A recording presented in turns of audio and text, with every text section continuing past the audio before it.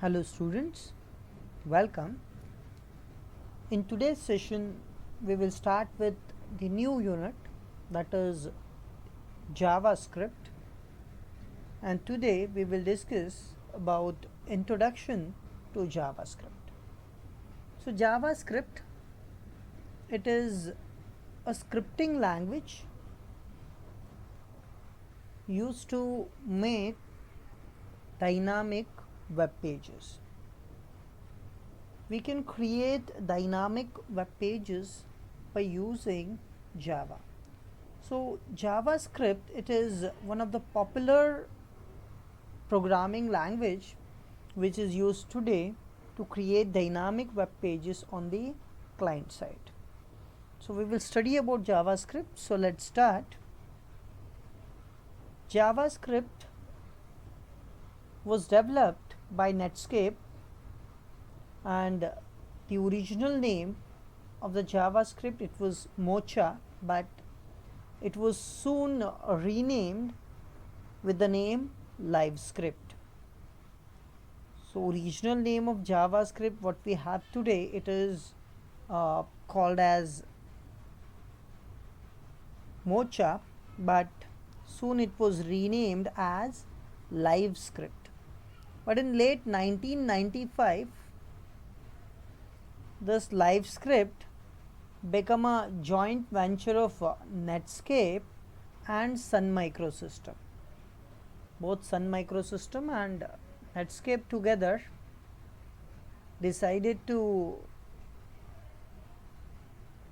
work together, and again the name was changed, and this time it is changed with the name JavaScript. So this is how it become a JavaScript. A language standard for JavaScript was developed in the late 1990s. A standard for the JavaScript has been developed by European Computer Manufacturers Association. In short, it is called as ECMA, and the standard is ECMA 262, and the official standard name is ECMA script. So standard name, it is called as ECMA script. JavaScript can be divided into three parts. These three parts are the core, client side, and server side JavaScript. Generally the JavaScript today, it is used that is a client side JavaScript, but even server side JavaScript can be used. The core is the heart of the language, and that includes the operators, expressions, statements, and subprograms. That is the core part of JavaScript, that includes all the required things for a programming language. Whereas client side JavaScript, it is a collection of objects that support the control of browser and interaction with users. So client side JavaScript, it is simply collection of objects by using which we can control the browser and interact with the user. So that simply means we can create a dynamic web page on the client side by using client side JavaScript. Server side JavaScript, it is a collection of objects that makes the language useful on the web server. So server side JavaScript simply includes the objects which can interact with the backend database and formulate the response. So JavaScript can be divided into three parts: the core JavaScript, the client side, and the server side JavaScript. As the name JavaScript, we may sometimes get confused with Java and JavaScript. We may feel Java and JavaScript both are same, but both are not same. Java and JavaScript are different. So there are some differences between Java and JavaScript here. For example, Java, it is said to be a programming language, whereas JavaScript, it is said to be a scripting language. Java, it is strongly typed language, whereas JavaScript, it is dynamically typed language. Strongly typed in the sense, every type has to be defined in Java. Like if you want to store a numeric value into a variable, you have to declare a variable with a data type. Say integer of a is equals to 10. So that means you're storing value of type integer into a variable a. But in case of JavaScript, type declaration is not necessary. So if I want to store any numeric value, I can directly store it. I can say var, I can use a keyword var to declare a variable, or simply I can say a is equals to 10. What type of value we assign to a variable, that type of variable it automatically creates. So it dynamically creates a type.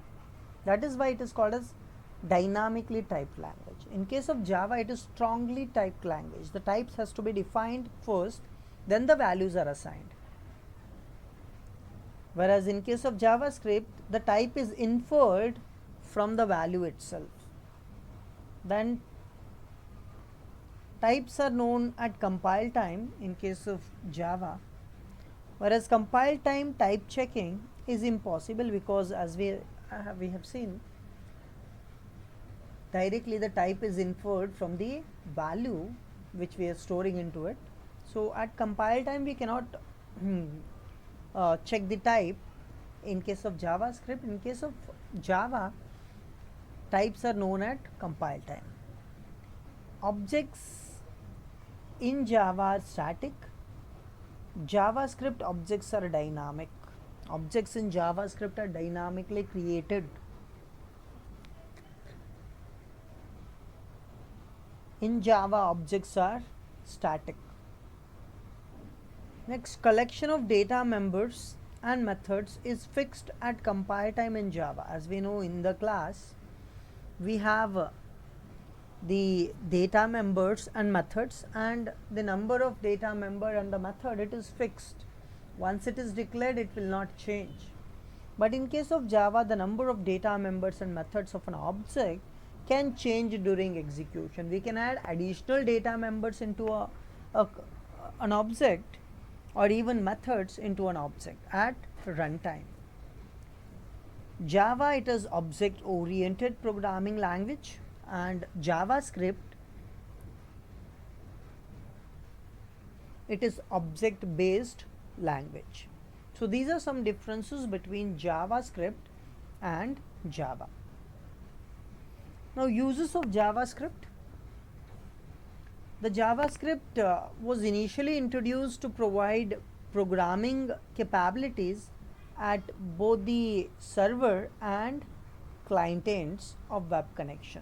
So initially it was introduced to provide the programming capability at both server and client side. The client side JavaScript is embedded in HTML or XHTML documents and is interpreted by the browser. The client side JavaScript, it is embedded or it is added along with the HTML or XHTML code, and this code is interpreted or executed by the Java interpreter which is there in the browser. So browser has a Java interpreter installed. By using that interpreter, browser executes it. The interaction with user through form elements, that is the buttons, text box. The JavaScript can interact through the users with the users by using the form elements like buttons, text boxes and other elements. Client side JavaScript cannot replace server side JavaScript because server side software supports file operations, database access, security, networking, etc. Client side JavaScript, it is totally accessed on the client side, that is the browser side of a web connection. So it cannot replace the server side JavaScript because server side JavaScript, it is executed on the web server, And the main task of server side JavaScript, it is to access the database and provide security and networking capabilities. JavaScript is also used as an alternative to Java applets. So Java applets, as you know, these are small Java programs which are executed on the web, and these programs can make your web page dynamic by displaying videos, audios and other things, or even it can interact with the user. But those Java applets can be replaced by using JavaScript. The JavaScript supports the DOM model, that is document object model, which enables JavaScript to access and modify CSS properties and content of any element of a displayed XHTML document. Now JavaScript is so powerful that using JavaScript we can even make changes into the CSS properties at the runtime. So we have studied about CSS and the properties of CSS as well. These properties we can change at runtime by using a JavaScript. Say there is a particular background color displayed for a web page, and if a user feels the color is not relevant, or it is not visible in that particular color, the content is not readable, then he can change the background color by using a JavaScript. Even a JavaScript has capability to change the content of an HTML or XHTML element.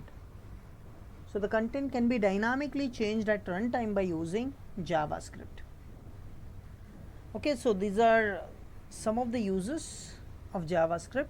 Now before continuing with this, I'll just show you what we can do with JavaScript. Let us execute a simple program to understand how a JavaScript is useful to make our web pages dynamic. Okay, so I'll start a notepad.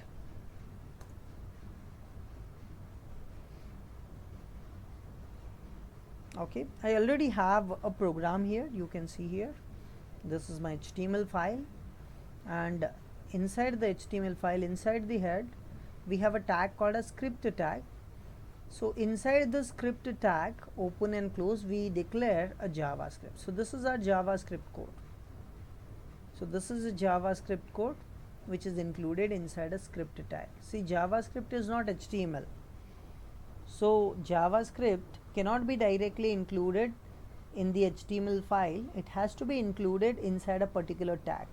Like in case of CSS, it has been included inside a tag. Same way, JavaScript has to be included inside a tag called a script tag. Okay, so this is our JavaScript, which includes a function turn on and off. Then we have our regular body element, that is HTML element, and inside which we are displaying something. We have displayed a paragraph, and the content is click on the bulb to turn on and off. Then we have displayed an image, you can see, which has an ID src, that is the source of an image, and we have set on click attribute of the image tag, and which is set to turn on off function. Means whenever you click on an image, it will call turn on off function, which is defined in JavaScript. Now I'll show you the execution of this particular web page, the output of this web page.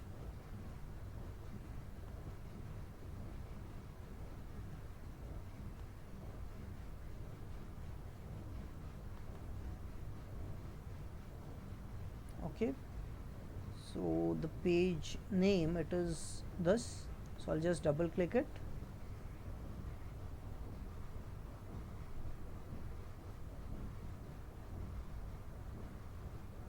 Now you can see this is the output of the page. Now here we have displayed some content in the paragraph tag, that is click on the bulb to turn on and off, and we have displayed an image here. If I click on this, you can see the light will glow automatically. You can see the light is glowing, and if I click it again, the light turn off. I can turn on or off the light by using or by clicking on the image. and this is possible only because of JavaScript. So the logic behind this particular program is very simple. There are two images, one image that is of light off and one of light on. So what we are doing is, upon clicking, we are changing the images. Now how we are able to change the image? We are able to change the image by using a JavaScript on the client side. There is no server interaction required here. It can be done only on the client side.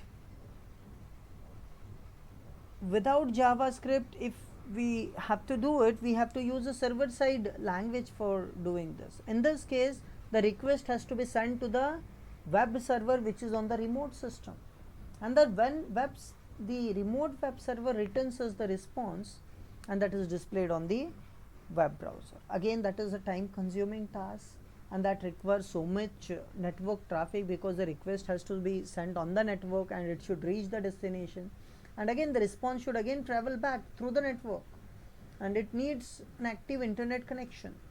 But if it is on the client side, then no need to send a request to the server. It can be managed on the client side and it can be displayed. So that is the power of JavaScript. We can make our web pages interactive by using JavaScript. Okay, so we will stop here today. We will continue our discussion of JavaScript even in the next session. Thank you.